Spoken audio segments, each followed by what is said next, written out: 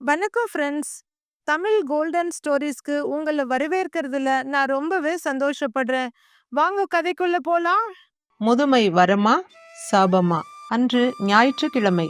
அந்த Souparnika அபார்ட்மெண்ட்டின் watchman apartment வாசிகளுக்கு வந்திருந்த செய்தித்தாள்கள் மற்றும் பால் பாக்கெட்டுகளை லிஃப்ட்டுக்கு எடுத்துச் சென்றான். தரைத்தளத்தில் வண்டிகள் நிறுத்துவதற்காகவும் அதன் ஒரு பகுதியில் குழந்தைகள் விளையாடுவதற்காக ஒரு பார்க்கும் அமைக்கப்பட்டிருந்தது. அபார்ட்மெண்ட்டின் பின்புறம் ஒரு பெரிய அழகிய நீச்சல் குளம் இருந்தது. அந்த அபார்ட்மெண்ட் ஒரு சிறிய நகரத்தைப் போல. 500க்கும் மேற்பட்ட குடும்பங்கள் அங்கு வசித்து வந்தன. 2 கேட்டிலும் 2 வாட்ச்மேன்கள் எப்போதும் இருப்பார்கள். 11 அடி உயர சுற்றுச்சுவருடன் மிகவும் பாதுகாப்பாக இருக்கும் அபார்ட்மெண்ட் அது. அந்த அபார்ட்மெண்ட்டின் மொத்த பொறுப்பையும் பார்த்து கொள்ளும் 28 வயது இளைஞன் மகேந்திரனுக்கு தரைத்தளத்திலேயே ஒரு அறை கொடுக்கப்பட்டிருந்தது. தினமும் வரும் குப்பை லாரி உள்ளே வருவதற்காக கேட்டில் நின்று ஒலி எழுப்பிக் கொண்டிருந்தது. இன்று குப்பை லாரி சற்று முன்பாகவே வந்துவிட்டதாக தோன்றியது மகேந்திரனுக்கு. கதவை திறக்க வாட்ச்மேனை கூப்பிட நினைத்தவன் வாட்ச்மேன் லிஃப்ட் அருகில் இருப்பதை பார்த்து தானே சென்று கதவை திறந்துவிட்டான். குப்பை லாரி உள்ளே வந்ததும் கேட்டை மூடப்போனவனின் பார்வையில் ஆணும் பெண்ணும் ஆக 2 முதியவர்கள் கண்ணில் பட்டனர். அபார்ட்மெண்ட்டுக்கு கொஞ்ச தூரத்தில் இருந்த மரத்தடியில் அந்த வயதான அம்மா அமர்ந்திருக்க, அந்த பெரியவர், வள்ளி கொஞ்ச நேரம் இங்கேயே உட்காந்துரு, பக்கத்துல கடையோ வீடோ இருக்கான்னு பார்த்துட்டு கொஞ்சம் தண்ணி வாங்கிட்டு வரேன் என்று கூறினார். அந்த பாட்டியும் லேசாக தலையாட்டினார். மெதுவாக அந்த பாட்டியின் தலையில் தடவி கொடுத்தவரின் பார்வை சுற்றும் முற்றும் எங்காவது வீடுகளோ கடைகளோ இருக்கிறதா என்று பார்த்தது. அவருடைய பார்வை ஒரு நிமிடம் சற்று தள்ளி இருந்த அபார்ட்மெண்ட்டின் மேல் விழுந்தது. அதை நோக்கி வந்தவர் கேட்டில் நின்ற மகேந்திரனை பார்த்து, தம்பி, கொஞ்சம் குடிக்க தண்ணி கிடைக்குமா என்று கேட்டார். இருங்க ஐயா, கொண்டு வரேன் என்று சொல்லி உள்ளே வந்த மகேந்திரன் ஒரு பாட்டில் தண்ணீரை கொண்டு வந்து அவர் கையில் கொடுத்தான். அந்த தண்ணீர் பாட்டிலை வாங்கி கொண்டு அந்த பெரியவர் பாட்டி உட்கார்ந்திருந்த மரத்தடியை நோக்கி செல்ல, கேட்டை சாத்திவிட்டு மகேந்திரனும் அவரை பின்தொடர்ந்தான். பாட்டியிடம் தண்ணீரை கொடுத்த பெரியவர், தண்ணியை குடிச்சிட்டு கொஞ்ச நேரம் உட்காரு வள்ளி, நான் பாட்டிலை கொடுத்துட்டு அந்த தம்பிக்கிட்ட கொடுத்துட்டு வரேன். எப்படியும் பக்கத்தில் ஏதாவது கிராமம் இருக்கும், உச்சி வெயில் வர்றதுக்குள்ள அங்கே போயிடலாம் என்றார் பெரியவர். கேட்டுக்கொண்டிருந்த மகேந்திரனுக்கு ஒன்றும் புரியவில்லை. என்னது, பக்கத்தில் கிராமமா? இதுக்கப்புறம் பல மைல்களுக்கு மலைகளும் காடுகளும் தானே என்று எண்ணியவன் அவர் எங்கிருந்து வந்தார், எங்கே போகப் போகிறார் என்பதை பற்றி கேட்க நினைத்தான்.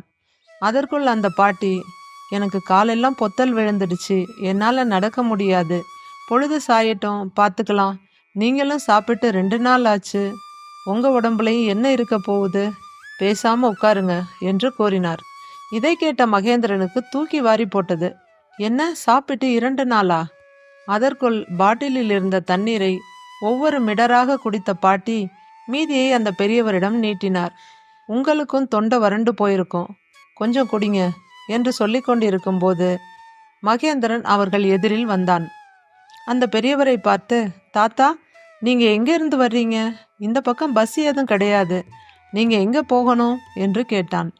பாட்டியும் தாத்தாவும் ஒருவர் முகத்தை ஒருவர் பார்த்து கொண்டனர். அவர்களிடமிருந்து எந்த பதிலும் இல்லை. மகேந்திரன் மறுபடியும் அதே கேள்வியை கேட்டான். பாட்டியின் கண்களில் நீர் கோர்க்க ஆரம்பித்தது. 2 நாட்களாக சாப்பிடவில்லை என்று சொல்லி கொண்டிருந்தார்கள். இப்போது அழுதா இன்னமும் முடியாம ஆயிடுவாங்க, ரொம்ப வயசானவங்களா தெரியுறாங்க, இவங்களால பெருசா எந்த பிரச்சனையும் வராது என்று அவன் மனதில் தோன்றியவுடன் அவர்கள் இருவரையும் தன்னுடைய அறைக்கு கூட்டி வந்து சிறிது நேரம் ஓய்வெடுக்க சொன்னான். வெளியே வந்தவன் வாட்ச்மேன் கிட்ட குப்பை வண்டி வெளியே போய்விட்டதா என்பதை உறுதி செய்து கொண்டான். கேட்டை பூட்டிடு, நான் ரூம்ல இருக்கேன், ஏதாவது அவசியம்னா இன்டர்காம்ல கூப்பிடு என்று சொன்னவன் அறைக்கு வந்தான். அவன் அங்கு சமையலுக்கு என்று சில பொருட்களை வைத்திருந்தான். காலையில் தன் உணவுக்காக உப்மா செய்யலாம் என்று யோசித்தவன் அவர்கள் இருவருக்கும் சேர்த்து செய்து சாப்பிட கொடுத்தான். 2 நாட்களுக்கு பிறகு உணவை பார்த்து அவர்கள் இருவர் கண்களிலும் கண்ணீர் ததும்பி நின்றது. முதல்ல சாப்பிடுங்க என்று சொன்னவன் அவர்களுக்கு பரிமாறிவிட்டு தானும் சாப்பிட்டான். பின்பு ஒரு பாயை எடுத்து கொடுத்தவன், கொஞ்ச நேரம் ரெஸ்ட் எடுங்க, நான் வர்றேன் என்று சொல்லிவிட்டு வெளியே வந்தான். அபார்ட்மெண்ட் முழுவதையும் ஒரு முறை சுற்றி பார்த்தான். இன்று ஞாயிற்றுக்கிழமை என்பதால் ஒரு சிலரே அங்கிருந்த பார்க்கில் வாக்கிங் போய்க் கொண்டிருந்தனர். குழந்தைகள் யாரும் வந்திருக்கவில்லை. தன்னுடைய அறைக்கு அவன் திரும்பி வருகையில் 1 மணி நேரம் முடிந்து இருந்தது. அவர்கள் யார் என்று தெரிந்து கொண்டு முடிந்தால் அவர்களுக்கு ஏதாவது உதவி செய்து அனுப்பி வைக்கலாம் என்று எண்ணியபடி தன்னுடைய அறையை நெருங்கினான். வந்தவன் அப்படியே நின்றுவிட்டான். அவன் அறையை விட்டு சற்று தள்ளி இருந்த இடத்தில் நிறைய களைச்செடிகள் முளைத்திருந்தன. இன்று சுத்தம் செய்ய வேண்டும் என்று காலையிலேயே நினைத்திருந்தான். இப்போது அந்த பெரியவர் அதை செய்து கொண்டிருந்தார். உடனே வேகமாக அவரிடம் சென்றவன், ஏன் தாத்தா, கொஞ்ச நேரம் ரெஸ்ட் எடுக்கலாமில்ல என்றான். அதற்கு அந்த பெரியவர், என்னால் வேலை செய்யாமல் சும்மா இருக்க முடியாது தம்பி. அதோட சாப்பிட்ட சாப்பாட்டுக்கு என்னால் முடிஞ்ச ஏதோ சின்ன உபகாரம் என்றார். அப்போது அவர் அருகில் உட்கார்ந்திருந்த பாட்டியும், ரொம்ப நன்றி கண்ணு, இந்த உதவியை நாங்கள் எப்பவுமே மறக்க மாட்டோம். நீ வந்ததும் சொல்லிட்டு போகலாம்னு தான் காத்திருக்கோம் என்றார். மகேந்திரன் அவர்களை நோக்கி கனிவான குரலில், நான் கேட்டதுக்கு நீங்க இன்னும் பதிலே சொல்லலையே என்றான். மறுபடியும் ஒருவரை ஒருவர் பார்த்து கொண்ட பின் பெரியவர் சொன்னார், தம்பி, பக்கத்துல ஏதாவது கிராமம் இருந்தா அங்க போகலாம்னு இருக்கோம். எனக்கு கொஞ்சம் விவசாய வேலை தெரியும். இவ என்னோட மனைவி வள்ளி, என் பேரு வேலுசாமி. ஏதோ முடிஞ்ச வேலைகளை செஞ்சுக்கிட்டு அப்படியே மீதி காலத்தை ஓட்டிடலாம்னு இருக்கோம் என்றார் பெரியவர். அமைதியாக கேட்டுக்கொண்டிருந்த மகேந்திரன், தாத்தா, இதுக்கப்புறம் கிராமங்கள் எதுவும் இல்லை, ரொம்ப தூரத்துக்கு காட்டுப்பகுதி தான். அது இருக்கட்டும், நீங்க எங்கேருந்து வர்றீங்கன்னு சொல்லவே இல்லையே. இந்த வயசான காலத்துல யார் துணையும் இல்லாம நடந்து வேற போய்கிட்டு இருக்கீங்க என்று கேட்டான். இப்போது பாட்டியின் கண்களிலிருந்து கரகரவென்று நீர் வழிய ஆரம்பித்தது. பெரியவரும் சில முறை கண்களை மூடி திறந்தார். ஏதோ சொல்ல முயற்சித்தார். பின்பு தொண்டையை சரி செய்து கொண்டு அவனிடம் சொன்னார், தம்பி, எங்களுக்கு சேலத்திலிருந்து மேட்டூர் போகிற வழியில் ஒரு சின்ன கிராமம். ஒரே ஒரு பையன் ரத்தினம், லாரியில் டிரைவராக போய்கிட்டு இருந்தான். அவன் கல்யாணத்துக்கு அப்புறம் சேலத்துக்கே குடி வந்துட்டான். 2 வருஷம் முன்னாடி சொந்தமாக லாரி போடணும்னு ஆசைப்பட்டான். அவனுக்கு 2 பொம்பளை பிள்ளைங்க இருக்குது. அதுங்க படிப்புக்கு கல்யாணத்துக்கு பணம் சேர்க்கணும் இல்லை. அதனால் கிராமத்தில் இருந்த தோட்டத்தை விற்றுட்டு பணத்தை அவங்கிட்ட கொடுத்து சொந்தமாக லாரி போட்டுக்க சொன்னோம். மகனும் மருமகளும் அவங்க கூட வந்து இருக்க சொன்னாங்க. நாங்களும் வயசான காலத்தில் பேரப்பிள்ளைங்க கூட இருக்க ஆசைப்பட்டு ஊரில் இருந்த வீட்டை விற்றுட்டு சேலத்துக்கே வந்துட்டோம். வீடு விற்ற பணம் எங்கள் கையில் தான் இருந்தது. 4 மாதம் முன்னாடி பேத்தி பெரிய மனுஷி அனுப்ப சீர் வைக்க மகனும் மருமகளும் பணத்துக்கு தடுமாறிக்கிட்டு இருந்தாங்க. பிள்ளைகளை விட பணமா பெருசுன்னு கொஞ்சம் பணத்தை அவங்க கையில் கொடுத்துட்டு மீதிய நகை எடுத்து கொடுத்துட்டோம். சீர் எல்லாம் சிறப்பாக முடிஞ்சுது. அதுக்கப்புறம் தான் பிரச்சனையே ஆரம்பிச்சது. என் மருமக எங்ககிட்ட பேசுகிறதே இல்லை. பேர பிள்ளைங்க எங்ககிட்ட வந்தாலும் அவங்கள திட்டுறது. அதனால் அதுங்களும் பயந்துக்கிட்டு பேசுறது இல்லை. பரவாயில்லன்னு வள்ளி மருமக கிட்ட பேச போனது. அதுக்குள்ளே என் மருமக, வயசான காலத்தில் தொணன்னு பேசி உயிர் எடுக்காதீங்க, எனக்கு தலைவலிக்குதுன்னு ரூமுக்குள்ளே போய் படார்னு கதவை சாத்திக்கிச்சு. மறுநாள் வள்ளி சமைக்க போக வேகமாக வந்த மருமக, நீங்கள் ஒன்றும் செய்ய வேண்டாம், வெளியே போங்க, என் புருஷன் பிள்ளைங்களுக்கு சமைக்க எனக்கு தெரியும்னு சொல்லி இவளை வெளியே இழுத்து விட்டுருச்சு. சரியாயிடும்னு நானும் அமைதியாக தான் இருந்தேன். நானும் வள்ளியும் பேசாமல் ஒதுங்கி இருக்க ஆரம்பித்தோம். ஒரு நாளைக்கு 1 தடவையோ 2 தடவையோ மிச்சம் இருப்பதை கொண்டு வந்து சாப்பிட கொடுப்பாங்க. என் மகனாவது ஏதாவது கேட்பான்னு பார்த்தா அவனும் ஒன்றும் கேட்கல. 3 நாள் முன்னாடி காலையில் எனக்கு ஒரே தலை சுத்தலாக இருந்தது. வள்ளிக்கிட்ட ஒரு டம்ளர் சுடுதண்ணியில் எலுமிச்சம்பழம் பிழிஞ்சு கேட்டேன். இவளும் போய் சமையல் ரூமில் இருந்த என் மருமக கிட்ட கேட்டா. உடனே என் மருமக, கிடக்கிறதெல்லாம் கிடக்குது, கிளவியை தூக்கி மனையில் வைங்கிற மாதிரில இருக்கு, பிள்ளைங்க ஸ்கூல் போகணும், அவர் வண்டிக்கு கிளம்பணும், இந்த நேரத்தில் வந்து தொந்தரவு பண்ணிட்டு இருக்கீங்க, கொஞ்ச நேரம் கழித்து குடிச்சா உங்கள் புருஷன் என்ன செத்து போயிடுவாரா என்று கத்தி விட்டுக்கிட்டு இருந்தது. என் மனைவி அவளுக்கு எதுனாலும் வாயை திறக்க மாட்டா. ஆனால் எனக்கும் மகனுக்கும் ஏதாவதுன்னா அவளால் தாங்க முடியாது.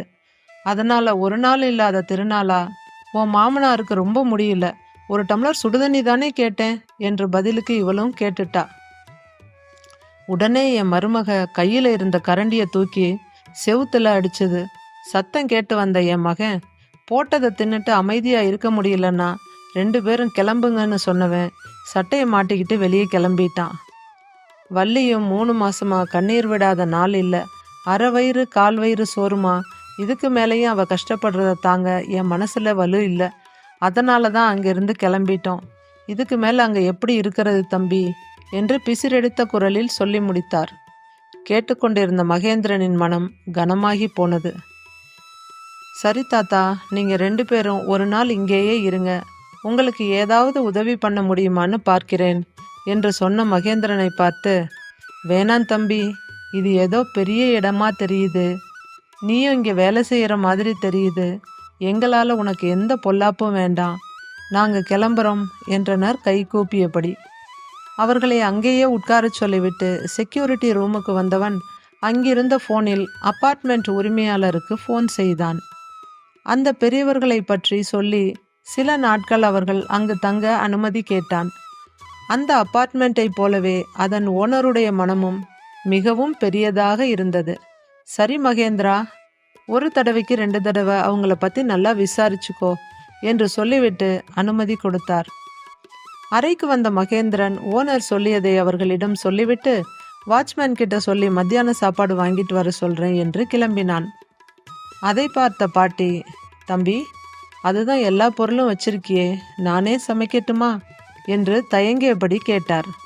சரி பாட்டி, உங்களால் முடிஞ்சா செய்யுங்க என்று சொல்லிவிட்டு தன் வேலையை பார்க்க போனான். மணி காலை 11 ஆகி இருந்தது. நிறைய குழந்தைகள் நீச்சல் குளத்திற்கு வர ஆரம்பித்தார்கள்.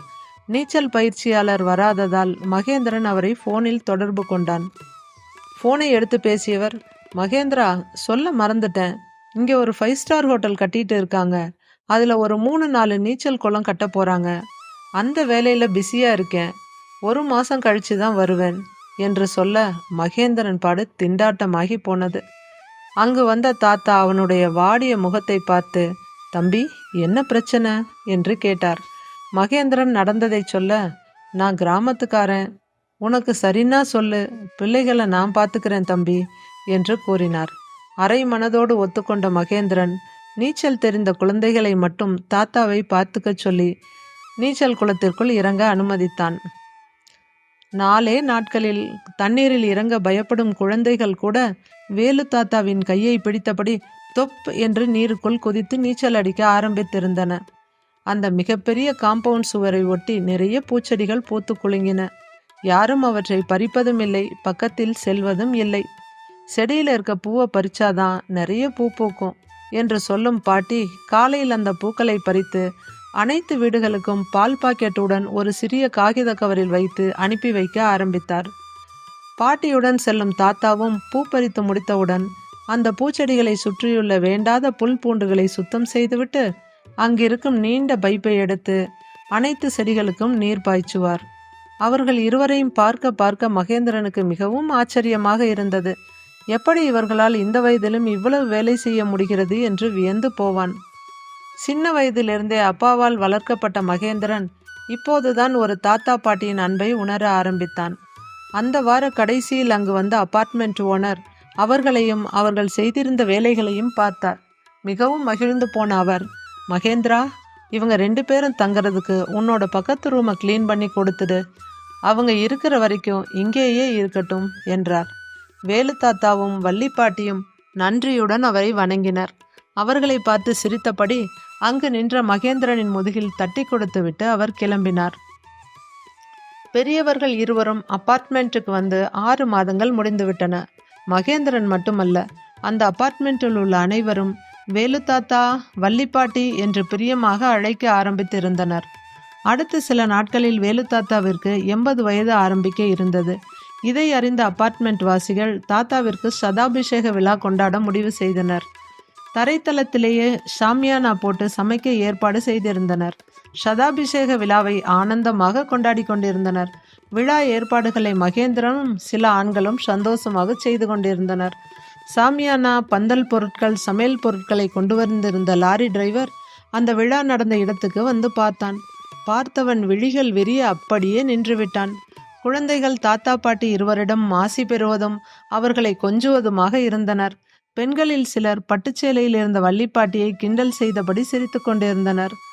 தாத்தாவும் பாட்டியும் முகம் மகிழ்ச்சியில் திளைத்திருக்க கூப்பிய கரங்களுடன் நன்றி தெரிவித்து கொண்டிருந்தனர். இதையெல்லாம் பார்த்து கொண்டிருந்த லாரி டிரைவர் திருடனுக்கு தேல் கொட்டியது போல வியர்த்து போயிருந்தான். அந்த டிரைவர் வேறு யாருமில்லை, தாத்தா பாட்டியின் மகன் ரத்தினம்தான். இந்த உலகில் எண்ணிலடங்கா நல்ல மனிதர்கள் இருக்கின்றனர்.